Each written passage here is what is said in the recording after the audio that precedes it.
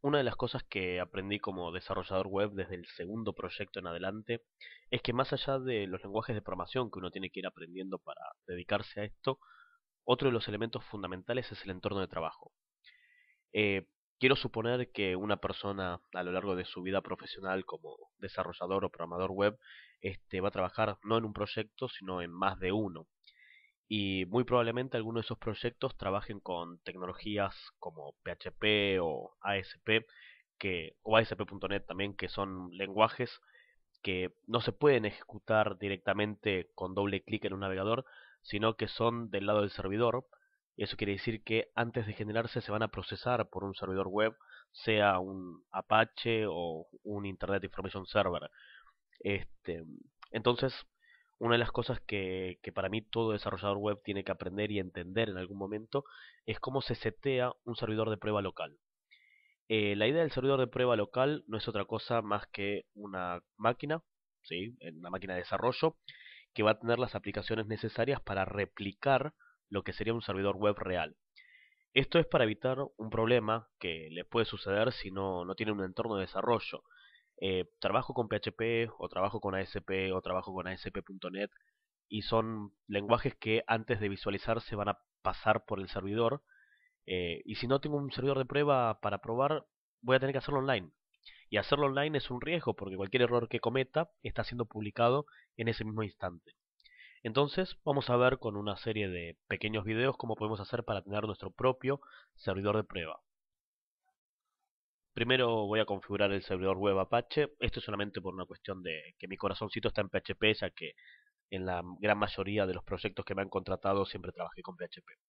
Para eso nos tenemos que primero meter en la configuración de un servidor web Apache para entender de qué se trata esto, qué cosas se configuran y cómo después lo replico en mi propia máquina. Para eso, como siempre, tengo mi máquina virtual, mi VMware con un Fedora 14.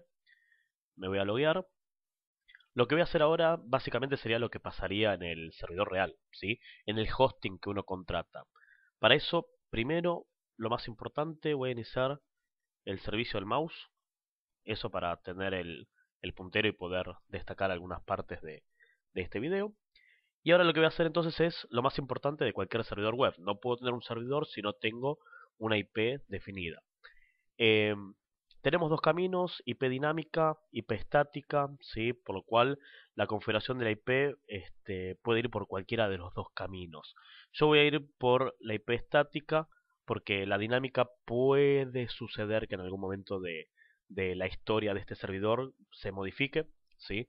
Aunque sea el último octeto, puede llegar a modificarse. Y eso ya me va a cambiar todo el entorno de desarrollo porque a la hora de probar mi sitio web voy a tener que tener presente qué IP le tocó. Entonces voy a configurar una IP estática. Para eso necesito saber cuál es la IP de mi router, ¿sí? O sea, en qué rango de IPs me encuentro.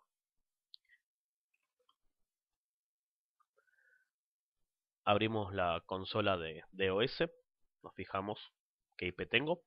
Estoy en el rango de las 192.168.0 algo. Para que se vean entonces, voy a ponerle a mi servidor web 192.168.0 y algún octeto que esté libre. Voy a probar con la IP 100. Voy a tener que ponerle para que se vean los dos equipos la misma puerta de enlace, ¿sí? Por lo cual el servidor web de prueba va a tener 192.168.0.1 como puerta de enlace. Vuelvo al Fedora, voy a editar el archivo de configuración de la placa de red. En el directorio etc hay un sysconfig que tiene adentro un network scripts, que son todos los scripts de configuración de las redes. Y ahí vamos a ver archivos IF que hacen referencia a las interfaces, CFG que quiere decir configuración, y ETH0 que sería la placa de red física de este servidor web Apache. Vamos a ver que tiene un nombre de dispositivo, ETH0, esto nos es totalmente transparente, no nos importa. Bootproto es el protocolo de buteo. ¿Esto cómo arranca cuando se prende la máquina? Bueno, arranca como DHCP. Le voy a poner que quiero IP estática, porque el DHCP es la IP dinámica. HWADDR es el hardware address, también conocido como MAC address. Esto se lo puedo comentar o se lo puedo borrar teniendo en cuenta que si la MAC address que figura en este archivo no coincide con la que generó la máquina virtual, voy a tener un conflicto y posiblemente no funcione. El onboot es si esto bootea automáticamente. por yes o por no. Si está en no, quiere decir que arranca la computadora, arranca la máquina, arranca el sistema operativo y esta IP, o por mejor dicho, esta interfaz está apagada. Y también cuando reinicio el servicio que administra las redes, si esto está como en boot no, va a estar apagado. Le vamos a decir que sí, quiero que bootee, sí, en cualquier instancia, sea porque se reinició la máquina o porque se reinició el servicio. Y por último, el DHCP hostname. El DHCP es el protocolo de IP dinámica. El hostname es quien me va a dar esa IP dinámica. En este caso, el localhost es el que se encarga de conseguir las IPs dinámicas. Esto sinceramente no nos interesa mucho porque no tenemos IP dinámica, así que lo comentamos y le ponemos todos los valores de una IP estática. IP ADDR para la IP address 192.168.0.100. Netmask, la máscara de subred, la misma que se utiliza siempre en cualquier red local, 255.255.255.0. Y por último, la puerta de enlace que se va a encargar de darme salida a internet, 192.168.0.1. Tiene que ser la misma que tiene el router, mejor dicho, la misma que tiene el sistema operativo anfitrión, en este caso mi Windows, porque si no, no se van a ver estos equipos. Guardo y salgo y reinicio las redes. Service, Network, Restart. Esto trabaja con el onboot porque es el servicio de red que estoy reiniciando. Apaga todas las interfaces que existen. Inicia de vuelta todas las interfaces. La interfaz de loopback es el localhost, ¿sí? La que tiene siempre la IP 127.0.0.1. Y la interfaz ETH0 es la que acabo de iniciar. Pido la configuración de red del Apache. Me dice efectivamente que la interfaz ETH0 tiene 192.168.0.100 y que tengo la interfaz LO, que es el loopback, hace referencia al localhost y tiene la IP 127.0.0.1. ¿Cómo pruebo si esto funciona? Haciendo ping. Voy a hacer un ping al router, o mejor dicho a la puerta de enlace. Si la puerta de enlace responde, quiere decir que el camino de salida está funcionando. Hagamos el paso inverso. Voy a Windows y le digo, haceme un ping a la IP del Linux. Si por algún motivo no se pueden ver los equipos, quiere decir que hay algún problema en la red o está mal configurada la interfaz de el Linux, ¿sí? En este caso hubo respuesta en los dos caminos, ¿sí? Tuve respuesta de Windows hacia Linux y tuve respuesta de Linux hacia el router, así que calculo que no habrá problema. Acá en el Windows yo tengo la IP 010, por lo cual supongo también que si hago un ping a 192.168.0.10 también se pueden ver entre Windows y Linux. Bien, sacamos de encima el primer problema, eso quiere decir que tengo IP, por lo cual ya puedo empezar a trabajar con el servidor web. El servidor web, puntualmente el Apache, tiene el archivo de configuración en etc httpd/conf. Ese es el directorio que tiene todos los archivos de configuración del Apache. Y como para que no sea complicado para el desarrollador, teniendo en cuenta que tengo el subdirectorio httpd, tengo el subdirectorio conf de configuración, tengo el archivo httpd.conf, que sería la conjunción de ambos directorios. Voy a abrir este archivo de configuración y me voy a fijar que está dividido en tres partes. Primero, una sección global, la sección 1. La sección 1 habla puntualmente de cómo trabaja el Apache como servicio, dónde está el ejecutable del Apache, cuál es el tiempo de espera que tiene el servidor antes de hacer un timeout, cuántas conexiones se pueden hacer en el mismo momento. Tiene un montón de información que realmente como desarrollador no vamos a tocar y por más que queramos, no, si fuese un hosting contratado, no podríamos modificarlas. Antes de esto voy a entrar por otra consola, por otra terminal. Para eso puedo cambiar las terminales con Alt, F1, F2, así hasta el F6. Y voy a iniciar el servidor web. El servicio HTTPD es el que maneja el Apache. Le voy a dar un restart. Si estaba prendido lo va a apagar. Si estaba apagado no va a hacer nada. Y lo reinicia. Voy a abrir una ventana del navegador desde Windows. Voy a probar la 0100 y voy a ver que tengo la pantalla de bienvenida del Fedora. Eso quiere decir que el servidor está funcionando, simplemente que no hay contenido todavía para mostrar. Este archivo igual es un archivo que se dispara por defecto, que lo podemos administrar. Si nos fijamos en la configuración del Apache, bueno, vamos a ver toda la configuración global, que es la que no me interesa. eh, básicamente cuál es el timeout, cuántos son los segundos que recibe y envía un timeout el Apache, cuál es el archivo de proceso que se genera cuando el Apache está funcionando. Se va a crear un process ID file en el directorio run httpd.pid, donde está el raíz el directorio raíz del servidor. Sí, acá está donde tengo el ejecutable. Esto nada tiene que ver con dónde está el sitio web, sino que es el ejecutable, lo que vulgarmente para el universo Windows sería el exe, ¿sí? Continuamos, tiene también un keep alive, una cantidad de requests que se mantienen vivas simultáneo. Bueno, todo esto no me interesa. Viene, si lo quieren, este por ahí puede llegar a ser importante. El listen es el puerto de este servidor. Teoría básica y breve de puertos. Un puerto TCP/IP es el número de enchufe por el cual arranca un servicio y no puedo tener dos servicios trabajando con el mismo puerto, ¿sí? Esto en algún momento nos va a interesar. Por ahora, así como está, el puerto 80 funciona perfecto. Continuamos, tenemos todos los módulos que levanta el Apache, que son todas las librerías adicionales que trabajan con este servidor. Y si scrolleamos un poquitito más, en algún lado arranca la sección 2. Esta es la configuración del servidor principal. ¿Por qué dice servidor principal? Porque el Apache tiene la posibilidad de generar múltiples dominios, lo que serían sitios múltiples. Eso está un poquito más abajo, pero por ahora trabajemos con este único sitio que vamos a tener para probar, a ver si lo podemos administrar. Primero viene un server admin. El server admin es el correo electrónico del administrador de este servidor web. Si dado el caso de que yo pida algún documento que no existe, me va a mostrar algún mensaje de error, o si hay algún problema con el servidor web, me va a mostrar algún documento por defecto del servidor y va a venir acompañado de este correo electrónico. Por ahora no me interesa. El server name es el nombre de dominio de este servidor. Estamos hablando de un sitio único, eso quiere decir que tengo toda esta computadora completa para un único cliente. Por ahora no nos interesa, nosotros pusimos una IP y por IP llegamos al servidor. En la vida real hay dos formas de acceder a un sitio web. Uno es mediante la IP y otro es mediante el nombre de dominio, ¿sí? Si yo hago un ping a escueladavinci.net, voy a ver que me responde la IP 269.252.140. Si yo pongo este número de IP 200.69.252.140, sin haber puesto escueladavinci.net, me responde DaVinci y veo la página web de la Escuela Da Vinci. Esto es porque en realidad todo sitio web está conectado a una máquina, está publicado en una máquina, esa máquina está conectada a internet y tiene una IP, y por IP yo podría llegar a un sitio web o puedo llegar por el nombre de dominio. Entre la IP y el nombre de dominio hay un servicio adicional que es el servicio DNS, que se encarga de traducir los nombres de dominios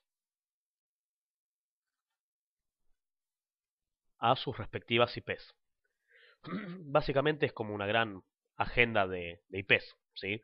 Es como tener un celular. Uno en el celular no llama por número de teléfono a sus conocidos, sino que los busca en la guía, busca un nombre, aprieta enviar y se dispara un número de teléfono. Bueno, básicamente es la misma idea. Retomando entonces el servidor, nosotros no le vamos a poner un nombre de dominio porque no tenemos un DNS que entienda qué sitio queremos utilizar. Y después viene, sí, el que nos interesa. Document root /var /www/html. Este es el directorio donde sí están los archivos que visualizo del sitio web. Voy a abrir una nueva terminal, voy a ir a /var /www/html, pido el listado y voy a ver que no hay ningún archivo, ¿sí? Cero. Si hago un eco de bienvenido a mi Apache y esto lo tiro adentro de un index, pido el listado, tengo un documento index.html, voy al navegador y me dice bienvenido a mi Apache, ¿sí? En ese directorio entonces están todos los archivos de este sitio web. Esto después sí nos va a interesar muchísimo cuando creemos nuestro propio entorno, pero atrás de cualquier sitio web que pasa por un servidor hay una carpeta o directorio que es la que contiene todos esos archivos. Continuamos entonces con la configuración. Este sí nos interesa. Después, si la extensión es HTML, PHP o ASP, dependerá del proyecto en el que estamos trabajando, ¿sí? Y después viene, sí, un nodo directory o directory que se encarga de ciertas configuraciones de ese directorio al que apunta el nodo. Vemos que dice directory barra, eso quiere decir que está trabajando con el directorio raíz, el principal, ¿sí? El que está por fuera de todo el sistema operativo. Y un poquito más abajo, cuando cierra el nodo directory, vemos otro que apunta a barra www barra html. Esto por ahora no se interesa mucho, pero sí va a trabajar con todo lo que tiene que ver con el archivo para modificar las directivas del Apache, que es el archivo htaccess, que es el que se usa fundamentalmente hoy en día para hacer URLs amigables. Diferencia este nodo directory y este de acá arriba es que este es un seteo global para toda esta computadora, y puntualmente adentro de este nodo, adentro de este directorio, se van a aplicar todas estas reglas que pueden ser las mismas o pueden ser distintas al directorio raíz. Continuamos, de esto no me interesa mucho. Después viene un par de directorios más y viene el directory index. El directory index es la lista de documentos que va a buscar este servidor y el orden en el que los va a buscar para levantar automáticamente un archivo, ¿sí? Si yo vuelvo acá y me fijo, acá nunca dije qué archivo quiero visualizar. Y si me fijo acá me dice, che, yo voy a buscar por defecto un index.html. ¿Qué significa esto? Que si yo en vez de index.html hubiese hecho default.htm, tengo ahora un default.htm, vengo acá, actualizo, se me dispara de vuelta la página de bienvenida del Fedora, porque no se cumple con esta lista de archivos que está buscando. Si yo vengo acá y le digo, buscame index.html, si no lo encontrás, busca index.html.bar, si no lo encontrás, buscame default.htm, le estoy diciendo, proba todos estos archivos en esta secuencia. Cualquier cambio que ustedes hagan en el Apache necesita obligatoriamente reiniciar el servidor para aplicar los cambios, por lo cual voy a hacer un service httpd restart, detiene el Apache, reinicia el Apache con la configuración nueva y cuando el servidor responda, probamos.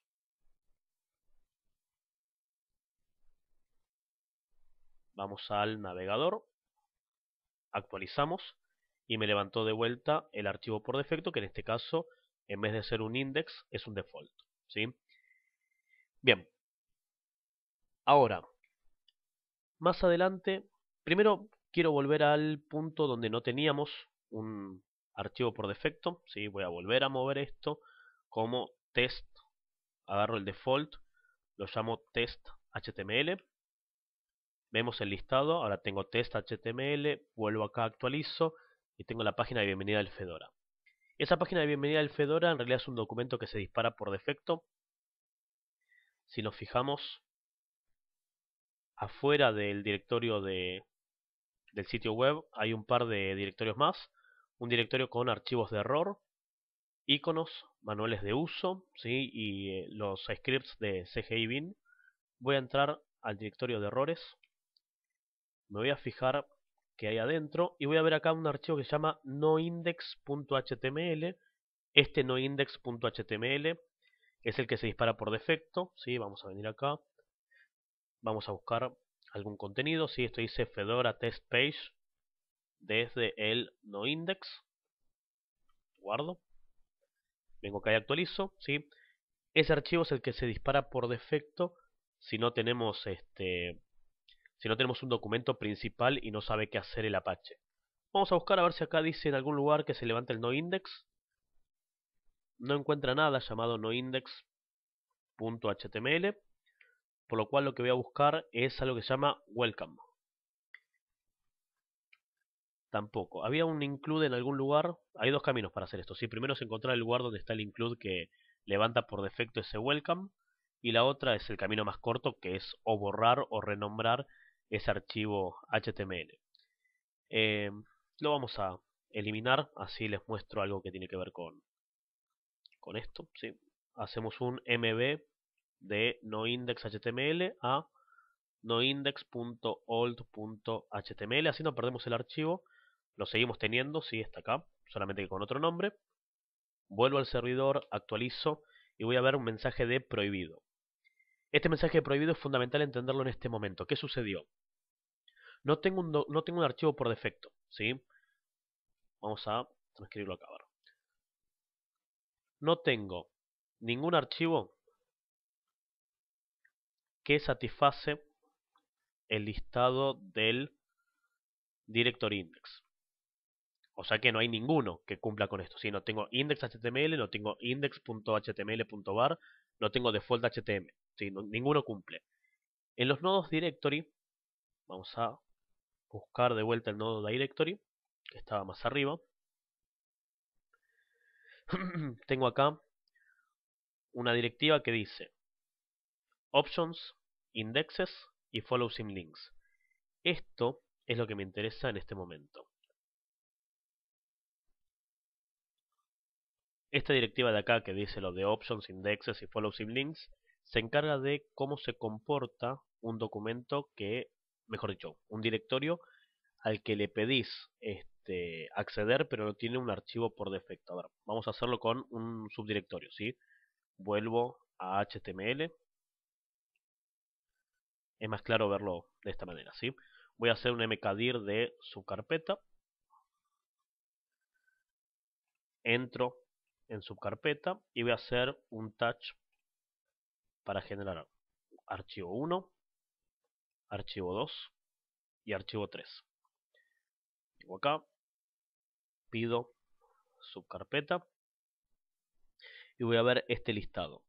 Este listado es el que se maneja desde este indexes. ¿Cuál es la idea de la indexación? Que yo pueda mostrar el listado de contenidos si no se dispara ningún documento por defecto. Options es la directiva, ¿sí? Es la directiva que busco. Indexes y follow symlinks son dos valores distintos. Pueden ir por más o por menos. Si yo tengo la palabra, asumo que quiero hacer un más. Pero si le pongo un menos, le estoy negando la indexación, que es ese error que vimos recién. Voy a reiniciar el Apache. Si lo encuentro, service httpd restart. Frena el Apache. Arranca de vuelta el servidor web. Y vamos a ver ahora que el listado de directorios tiene que estar negado. Vengo al navegador, actualizo y ahora me dice forbidden. No tenés permiso para acceder a subcarpeta en este servidor. Esto es importante tenerlo presente porque les puede suceder en un hosting contratado que el listado de directorios sí esté indexado y ustedes quieran proteger sus archivos. Cualquier subcarpeta o subdirectorio que no tenga un archivo index y tenga habilitado la indexación va a mostrar todos los contenidos que tiene ese directorio, ¿sí? Ahora me concentro en lo de acá abajo. Acá dice Apache 2.2.16 Fedora Server en 192.168.0.100 puerto 80. Me parece como demasiada información del servidor. Esa información del servidor la podemos administrar mediante una directiva que se llama Server Signature. ¿Qué es el Signature? Es una firma del servidor. Está por defecto en on. Tiene tres valores posibles. On, off para no verlo o email. El valor email, bueno, no sé si es el que más nos interesa a nosotros, pero el valor email lo que va a hacer es mostrar todos los mismos datos, pero la IP va a estar con un mail to al usuario administrador que figuraba en el server admin. No es lo que nos interesa, no queremos dar tanta información de nuestro Apache porque podría llegar a ser inseguro, por lo cual le apagamos la firma del servidor, ¿sí? Volvemos acá, reiniciamos el Apache y por lo menos esa parte de abajo no va a aparecer cuando se inicie el servidor web, ¿sí? Cuando se dispare algún documento por defecto. Volvemos acá, actualizamos, ya no figura más esa información y lo último que nos quedaría sería trabajar con estos archivos que se disparan. A ver, cada vez que ustedes generan una petición web, hay un código, hay un número de respuesta por parte del servidor. Están las respuestas de salió todo bien o de me estoy todavía dirigiendo al servidor. Y después están las respuestas de error, ¿sí? De las cuales la que más conocemos todos, ¿sí? Es el error 404, donde uno viene, pide algo que no existe, ¿sí? Algo.html y se dispara un not found, ¿sí? El 404. Ese error de forbidden también tiene un código de respuesta que está en la lista de los error document. busco el error document, acá me tira un par de ejemplos. El error document tiene tres posibilidades. La primera es un mensaje como cadena de texto. Quiero un error document que va a trabajar con... Esperen porque esto figura también más abajo y puede que genere un choque de declaraciones. Igual están todas comentadas estas de acá. Voy a venir acá y voy a decir, quiero un error document para el error 404 que diga este archivo ya no existe. Guardo, reinicio el servidor para que me tome los cambios y cuando el servidor reinicia vamos a probar a ver qué pasó en el navegador con este error, ¿sí? Venimos al navegador, actualizamos y me tira una cadena de texto. La otra posibilidad para el error document es disparar una ruta, una carpeta, ¿sí? Un archivo, no una carpeta. Para eso pongo error document, el código de error que estoy esperando, de vuelta al 404, y una ruta. Fundamental, no va entre comillas, comilla es cadena de texto y tiene que empezar sí o sí con barra adelante. Si yo no le pongo la barra adelante, asume que es un mensaje. Fíjense que voy a hacer esto. Comento el anterior, vengo acá y le pongo andate a barra par www.html error y tirar 404.html. Nada de esto existe, ¿sí? Guardo, vengo acá y reinicio. Y cuando el Apache reinicie, vamos a ver qué sucedió con esto. Venimos al navegador, actualizamos y fíjense que en vez de buscar un archivo, me tiró como cadena de texto ese mensaje. Esto es porque si ustedes quieren disparar algún documento, tienen que ponerle la barra adelante. Y es importante tener presente que la barra adelante va a arrancar desde el document root. Si yo le dije que los archivos de configuración del Apache están en barra www, perdón, los de configuración, no, los archivos, los contenidos, están en barra www, barra html, de ahí en adelante va a buscar esto. Entonces le voy a decir, busca el directorio error, vamos a poner errores porque error es un alias de ellos, errores, y buscame 404.html. Guardo, vengo acá, salgo un nivel, hago el mkdir de errores y hago un eco que diga archivo perdido y esto lo disparo adentro de errores barra 404.html. Si me fijo cómo quedaron mis archivos, tengo el directorio errores que tiene adentro 404.html y después, bueno, la subcarpeta que tenía todos los demás archivos. Hago un service http de restart, inicio de vuelta al Apache y cuando el Apache arranque vamos a ver acá el mensaje de error de el archivo que maneja los errores.